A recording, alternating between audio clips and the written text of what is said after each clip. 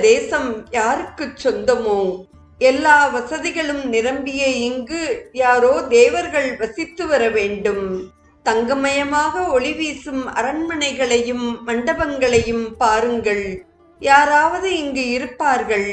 அவர்களிடம் நாம் அனுமதி பெற்று நம் பசியையும் தாகத்தையும் தீர்த்து கொள்வோம் என்றான் அனுமன். அங்கதன் அவ்வார்த்தைகளை ஆமோதிக்கவே வானர வீரர்கள் தங்களுடைய ஆவலை கட்டுப்படுத்தி கொண்டு ஆஞ்சநேயன் பின்னால் நடந்து வந்தார்கள். அவர்கள் தேடிக்கொண்டு வருகையில் ஒரு தடாகத்தின் கரையில் அழகில் சிறந்து விளங்கும் தேவமாது ஒருத்தி தெய்வ வழிபாட்டில் ஈடுபட்டிருப்பதை கண்டார். தவத்தின் பயனாக அந்த பெண்ணின் சிரோமணியின் முகத்திலிருந்து தெய்வீகமான ஒளி மிளிர்ந்தது.